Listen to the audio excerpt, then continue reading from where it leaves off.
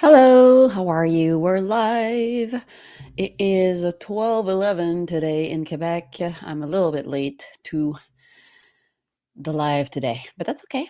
It's Sunday. I get to just kind of relax and come in whenever I want, right?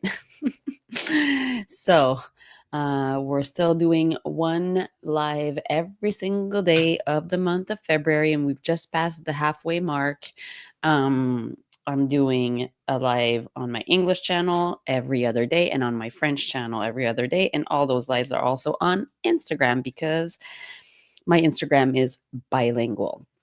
A lot of people ask me actually on my Instagram, a lot of French people ask me why I post in English. And generally, I try to post in both languages, meaning that generally my reels are going to be in English because they just get a better reach and I reuse them for TikTok, and my TikTok is in English as well.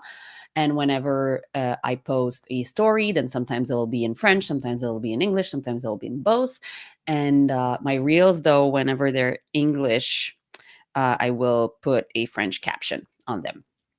It's just, I try and keep a balance between my French and English content elsewhere than on YouTube. On YouTube, because it's like long form videos, I have two channels and I split them like one in French, one is French, one is English, and that's simple. But and I also don't like copy paste content. If you go on my French channel, you'll find different content that on my English channel, just because I'm just not necessarily I don't have the same goal on both. My education goals are maybe a little bit different on my English channel, seeing as though there are so many English tutorial channels. Whereas in French, when I started teaching knitting, there was not a lot of French tutorial content. So I did a lot more like regular tutorial material. But yeah, on my Instagram, I try and be English and French because it also portrays how I live. And somehow sometimes people get a little bit upset when I do more English content when they are, French speakers and they know me to be a Québécoise French teacher. But I feel like in my life, if I'm being true to myself, I speak both languages. So maybe that was a rambling that was not necessarily necessary for my English um, live, because the people that are listening or watching my English content are happy to have English content, I believe. But I just wanted to talk about it a little bit just because that's the way it goes. Good morning from France. Good morning. Hi. Hi, Jacqueline. Good evening for you. Evie said, finally, it caught alive. Good morning. Yay. Yeah, I'm going to keep doing my English lives at noon so the people on the West Coast can follow along and be knitting live with me. Does my husband speak French? Yes, he's pretty good. Like he's American, so he started learning French when we met, which was in 2009. So it's already been 15 years of him starting to learn French, and also when obviously when our life together became more serious and we knew that we were gonna, be in it for the long haul and that he was going to be in Montreal a whole lot more, he kept learning French a whole lot more. And my husband is a very dedicated person. When he decides to do something, he commits. So he's been practicing his French every single day for years and years and years. And also, when we decided we wanted to have kids,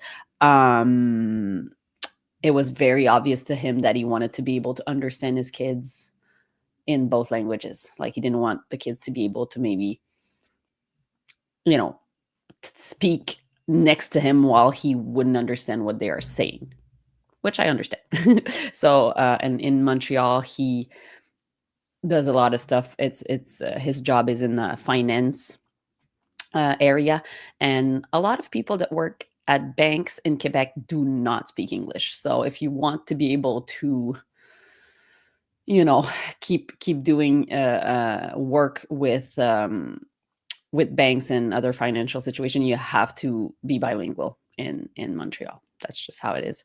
And he's getting really good. He understands mostly everything. And um, when it comes time to speaking, he speaks pretty well. Obviously, it's a second language and it's sometimes tough. So we mostly speak English together, him and I. But when we're around French speaking people, we can speak French. He'll be fine. Hello from Alaska. Hi. Thanks for the English content. I'm so happy. I'm really like for years when I started my French channel, I would have my French channel, but I would also like consume a lot of English knitting stuff, and I felt kind of a disconnect from me because I wanted to be able to participate in the English knitting online discourse, and also my capacity to teach in English is there. I'm bilingual, so I wanted to be able to show that I can also go to teach at events in Canada that are English, because obviously if I only teach at the events that are French exclusively, then I'm kind of limited in my ability to teach elsewhere. So that just made a lot of sense to me to start doing content in English as well as content in French. I'm never going to give up my French content, obviously. But yeah, more is more, right? Just do more. It's always better.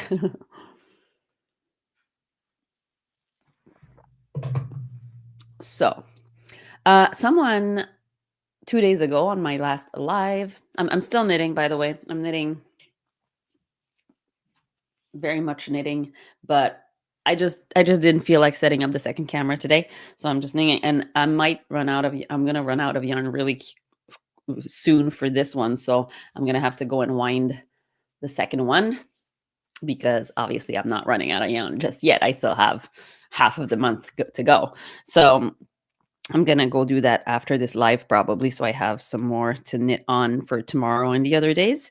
Again, before we move on to a different topic, wait a second. I'm gonna put in here the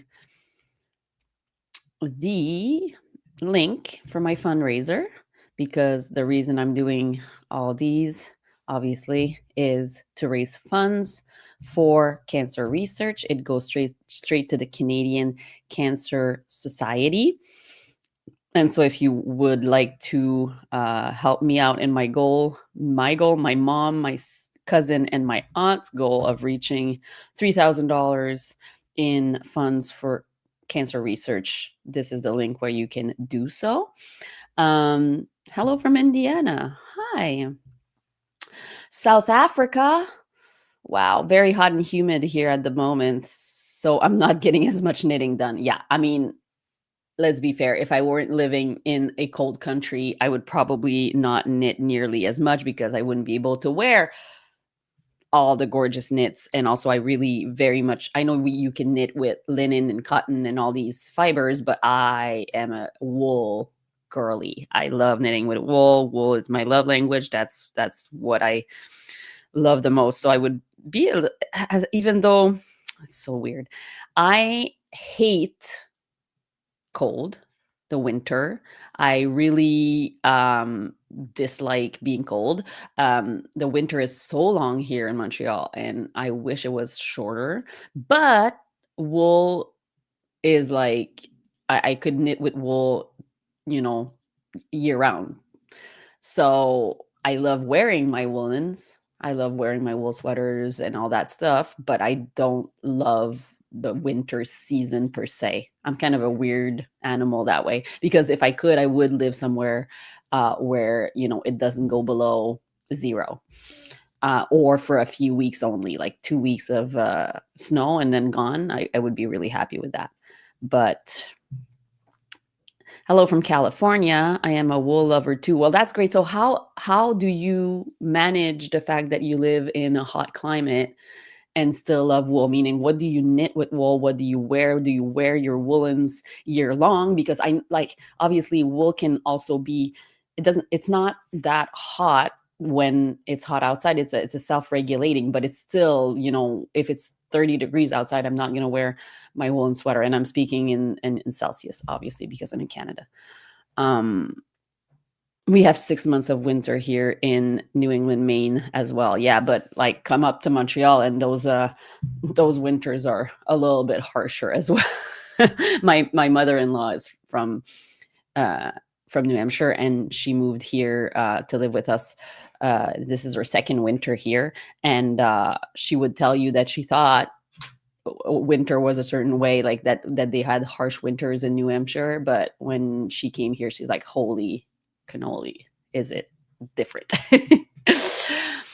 Mm, I tend to knit with nothing larger than a DK. Yeah, we have a few months we can wear it. I travel to cold places and use them, so that's smart. Like for me, the ultimate yarn weight is fingering. I love fingering weight everything, including fingering weight sweaters, because they're just thick enough to give you a little extra warmth, but they are not really like intensely big. And I can wear them a bit more year round. Like I could wear a fingering weight sweater on a cooler summer night. But yeah,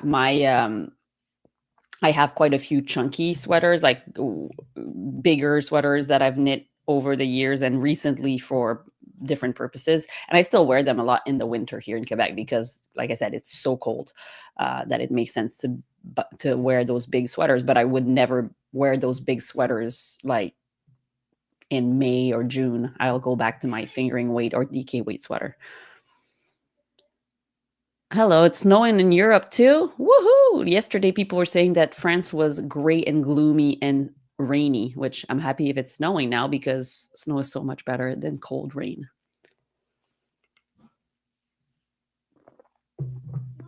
We're in northern Maine, next up New Brunswick. Okay, I see you're quite up there. I'm from Kamloops. Very mild winter this year, so able to wear sweaters without a coat. Where's Kamloops? I don't know where that is. Okay, so we were talking about the fundraiser, and I saw a little comment. I'm gonna go check it out because couldn't get the link to work on my iPad, but I was able to donate on my laptop yesterday. Thank you so much, Evie, for taking the time to go open the link on a different device to donate. That, like, going out of your way to do it, I very much appreciate it.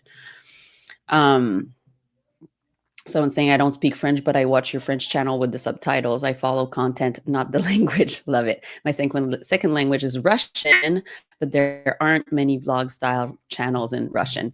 There's quite a few tutorials, I feel, from like Russian creators, I believe, but maybe you're right on the vlog content. And now with AI, obviously all the like translated or caption, you can watch anything in any language. It isn't perfect, obviously, but you can get context, right? If the words are not exactly right, you can still get the context of what I'm talking about in French, and the translation will be, decent enough to understand what's going on, in my opinion.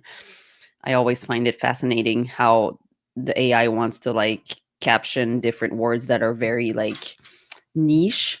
They don't know how to they don't know how to translate some of our knitting terms, for sure. Have a knot in my yarn. No, it's okay. I'm gonna fix it. It's not a real knot. It's just a little something that I have to. Here we go. We're back. Okay. It's really hot at the moment right now where I'm sitting, because at noon in my office, the sun is like coming down or like pointing directly at my window. So I'm just hoping that my camera doesn't overheat, because like I'm going to maybe bring it forward a little bit so it's not directly in the sun. That's what happened to me yesterday with my live. At this time of the year, at some point, the sun just keeps coming closer and closer to us, and then the camera's like, what's going on? It's way too hot. And then I have to stop the live because my camera doesn't want to keep going. British Columbia. Okay, that's where Kamloops is. All right. I've never been to British Columbia yet. I've never been to BC. I really want to go to BC one day. My husband's been to BC without me, but I haven't been yet. Flights in Canada are so expensive. You wouldn't believe it. You would think that because it's within the country, it would be decent pricing. Nope, very expensive. All right. Okay. So, someone planning a knitting tour in Scotland for next April. I'm knitting my wardrobe for that trip. That is a dreamy, dreamy trip. Scotland for knitting is a destination for sure. I would love to go to Scotland. I would love to go to Ireland. I would love to go see those places and the sheep and the process of like, yeah, one day I'll do a knitting tour. I think I want to anyway. I'm putting it out in the universe.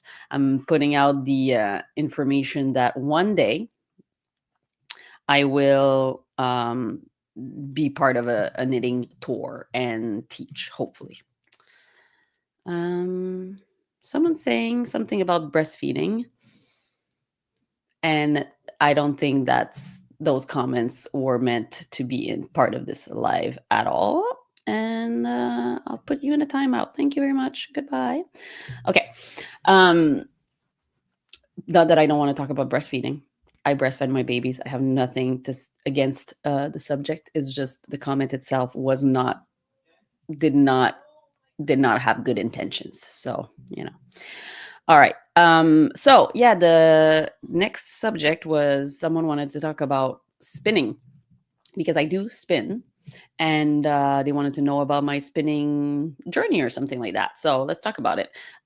When I started knitting a while back, and then at some point in just a bit before the pandemic, I believe, before COVID hits, a lot of people in the knitting community around me were starting to spin.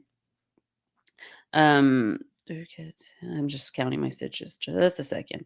And then when they were starting to spin, I kind of said to myself that is not something I wanted to take up because, I was so into knitting. I didn't need to add another um hobby to my already time consuming hobby. But then one year I knit so many sweaters in that one year, like literally too many to count, and I felt that I needed something else. I needed another outlet. I needed to try something different to um because knitting was no longer like a calming hobby. It was a calming hobby necessary, but not necessarily in the way that it was at the beginning, because I wasn't necessarily learning a lot of new things. So I was kind of on autopilot doing my knitting. So I decided to buy a spindle from a friend of mine that was making spindles, and I bought a drop spindle and some fiber. And I wrote, it's funny because the girl that was selling the spindle, it was a collaboration between a yarn dyer and a spindle maker and a professional spinning teacher. Um, they had made this beautiful spindle, and I wanted to buy it partly because I love both of these creators. So I bought the spindle, and it came with a little bit of wool, and I said to my friend, I am buying the spindle, but I tell you, mark my words, I will not become a spinner. Like, I will never spin enough yarn for a sweater. Famous last words, right? I said that, and then I started spinning and fell in love with the calming, all-encompassing slowness of spinning. And it was during COVID, so I was, at home having to find other ways to keep myself busy, and so spinning kind of took up, and like for a while I was spinning a whole lot. After discovering the drop spindle, I also tried supported spindles, and I love that too. And then one of my friend sent me a link on Marketplace to a wheel that was used wheel that was getting sold not too far from me at a very good price. And she said, Chloe, I can't buy it because I'm way too far, but I think you should. And I was like, oh, don't enable me. And then I ended up buying it. So I went to buy a wheel maybe 3 months after, not even 2 months after I started spinning. And I started spinning on the wheel as well. And, in the mean, I ended up spinning enough to make more than one sweater and buying a whole lot of fiber. Um, Spinning is so relaxing. I love to put audiobooks on when I'm spinning. I can listen to the audiobook and really concentrate on it while my hands are kind of just doing the repetitive motion. Um, I had a very high intense spinning moment in my life, and then in the last few years it kind of went down a bit, so I haven't spun much in the last 2 years, but I still have a bunch of fiber, and again, I still buy fiber because I'm like, it's so pretty that I cannot not buy it. So I'll have to get back to it. I think it's a kind of ebb and flow situation. Right now I'm very much deep into the knitting, and when you can't do both at the same time, unfortunately, huh? So someone says, what wheel did you get? It is a Ashford Traveler.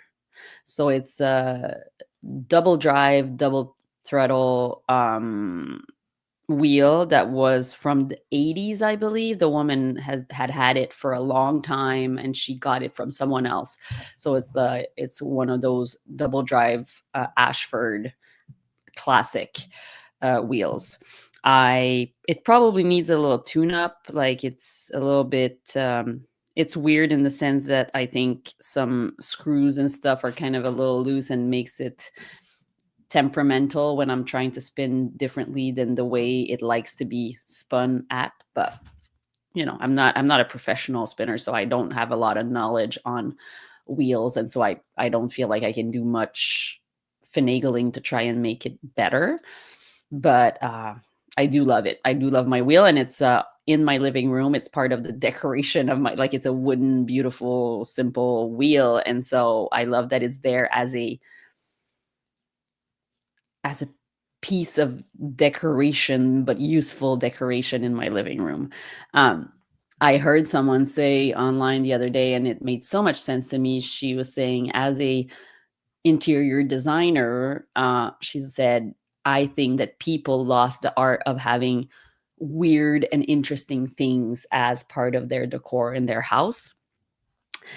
And it makes so much sense because she's like, put things there that people wouldn't expect. Like, people, when they come into my house, a lot of people will, like, look at our living room and go, what's this?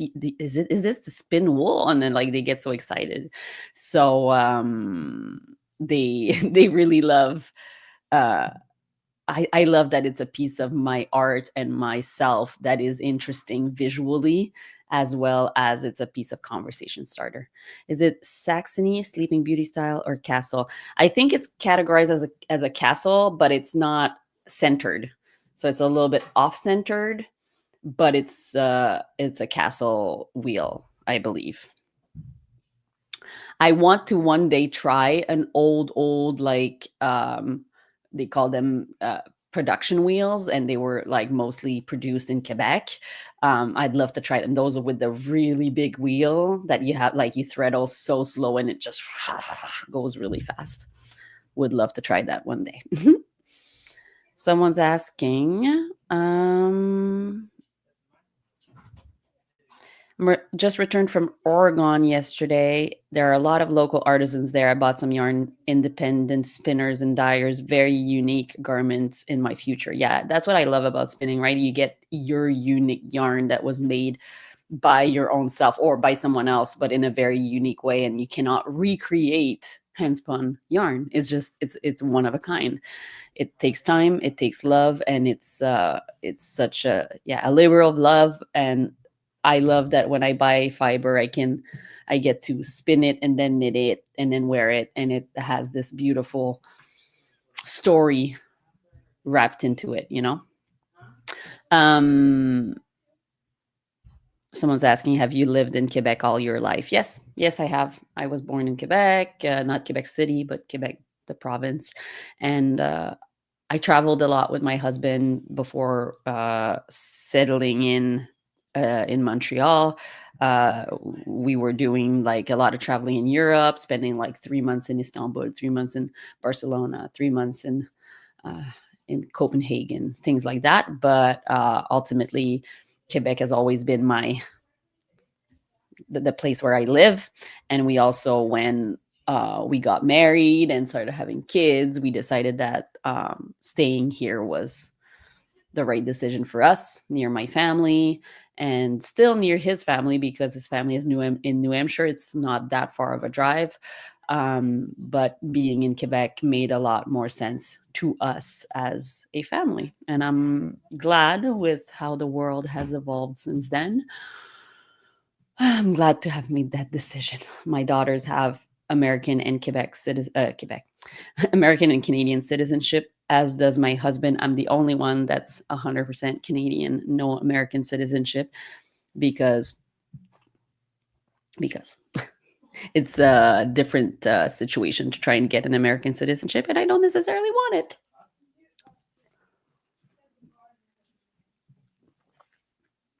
Hello from Cowansville, Canada. Yay, Cowansville. My mom's side of the family right now is all in the Eastern Townships. So my grandmother was living in Cowansville at the late stages of her life. Love that area. What is roving and what is it used for? So roving is the fiber.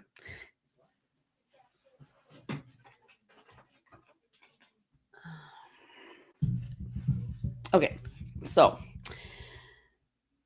these things here, these braids, are made of fiber, right? And this is what is called combed top.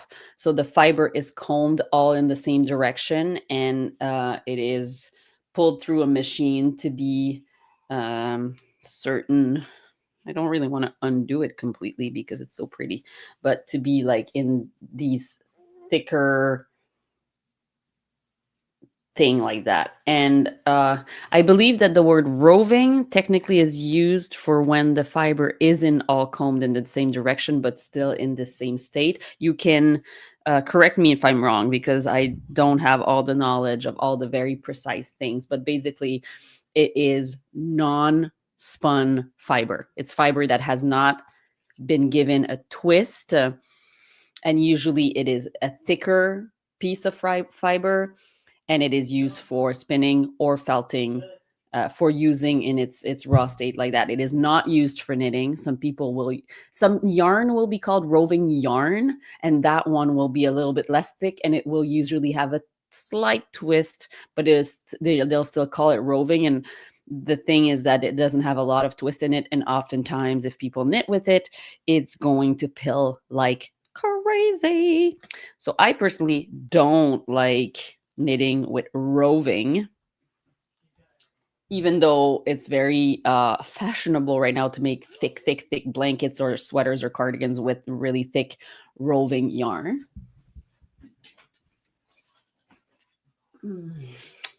Um, and what was I gonna say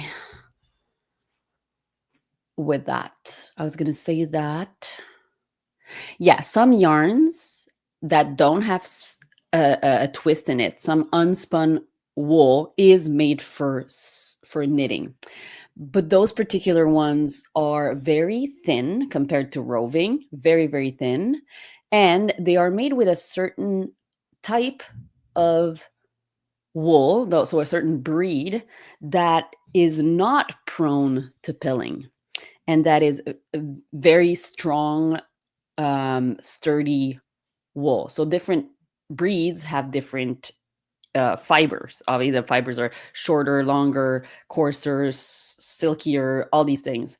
So when people are making a yarn like plotulopi, which is a Icelandic wool, does not have any twist in it, and you could be calling it a pencil roving because it's like very thin. But those are meant to be knit with, like you can knit straight from that. But when you buy what's called roving on like a big website, like, some people buy some merino roving from Amazon or whatever, that is not meant to be knitted with. It is meant to be spun or felted, because if you knit with that, it's going to be a big thick pilly mess. Paul says, I think that it's thinner when it's roving than comb top. Thank you for, those are the little precisions that I I just don't exactly know. And la largeur pour filer la laine au moulin. Yeah, so the yarn will be split in thinner pieces when it's roving, so it can go through a machine to then be spun into wool. Into yarn, not into wool, into yarn. But depending on the country you live in, you use different words for different things. Yeah, pencil roving. So we're having a full discussion here about different places. That's nice. Someone says, I love your video and just noticed you're live. Actually heading to Quebec from Massachusetts today. Well, welcome to our great big province where it's going to be beautiful in the next 2 weeks. It's quite warm right now, and the sun is shining. It's supposed to be really good weather, so you came in at the right time. Someone said they watched someone dye wool yesterday. It is so cool. Yeah, dyeing wool is so much fun to watch. I wouldn't do it. That's one thing that I'm not going to get into. I'm not interested in dyeing my own wool. I'll give that to other people that do it amazingly. That's where I draw the line. I'm not gonna dye anything, and you can mark my words for that one. I am not going to dye my own yarn. I am not interested in the process at all. I would like to consume already dyed yarn. That's it. Someone's saying, my grandfather was born in Canada. I wish my dad had gotten his dual citizenship. Wish I could have gone for years ago. Yeah, it's yeah, we gave our daughters the dual citizenship, and some people were like, "Why would you want to do that? Why do you want to give them the American citizenship?" I was like, because it gives them choices eventually down the line. In who knows what the world's going to be like in 10 years. So dual citizenship, I think, cannot be a bad thing. So we made the work. It was not super complicated for us to give them the dual citizenship, and then if they want to not have it later on, they can, when they're 18, decide to give up their American citizenship or Canadian if they wanted to.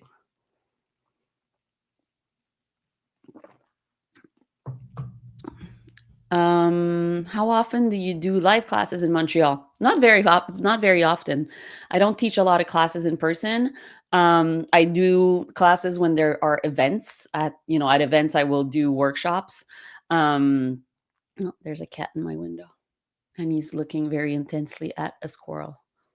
Is he gonna get the squirrel? I don't think so, but he really wants to. Okay. Anyway, it's quite literally like a meme. Squirrel. Yeah, I don't teach regular classes just because I don't have a studio in which to teach regular classes, and also I on weeknights and weekends, which is mostly when people would take class. Right now, I want to spend that time with my family. One day when my girls are teenagers and they don't want to hang out with me anymore, maybe I'll do more live classes, like nighttime classes and weekend classes. We'll see. Have you ever tried dyeing? No, I haven't. I would try it as a workshop. Like if someone said, oh, there's a dyeing workshop, then I would do it. But I would never on my own, in my own house for myself, start trying to dye things. It's not something I'm interested in, but I think all the prep and the cleaning on all that stuff is too much for me. Oops.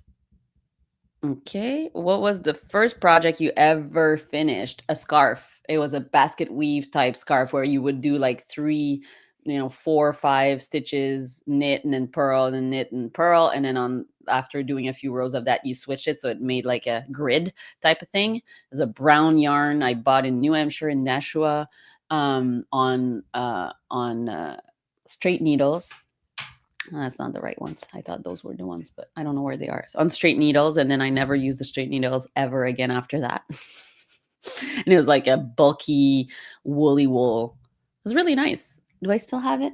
Maybe I have given it up because I think maybe it had moth damage. I think so. Yeah. All right. Well, we've already been talking for more than a half an hour. I had a lot to say today. People had a bunch of questions. I love it. Maybe it's because I'm going live a little bit later than usual. I'll keep doing the noon live time for my English. And obviously, it's Sunday, so a lot of people are here. But hopefully, there's still some people coming to say hi on Tuesday, because I'll see you on Tuesday. Tomorrow, I'm doing my French live, and that's going to be at 9 a.m. And I'll keep knitting.